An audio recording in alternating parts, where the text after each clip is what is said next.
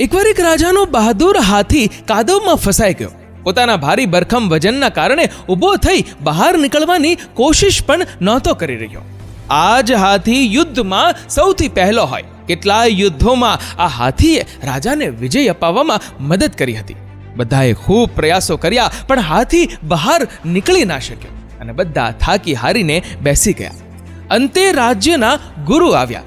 ગુરુ પાસે તો બધા તાળાની ચાવી હોય છે. ગુરુએ ઉપાય આપ્યો. આ યુદ્ધનો હાથી છે, એને યુદ્ધની યાદ અપાવો. અહીંયા યુદ્ધ જેવો માહોલ ઊભો કરો. ચારે બાજુ સેના હાથમાં તીર ભાલા લઈને ઊભા રહી ગયા. શંખનાદ થયો, યુદ્ધ જેવો માહોલ ઊભો કરવામાં આવ્યો અને હાથીમાં પણ જાણે અંદરથી કંઈક શક્તિ આવી ગઈ. ફટાકથી ઊભો થયો અને ખૂબ જોશથી બળ કર્યું અને કાદવમાંથી બહાર નીકળી ગયો.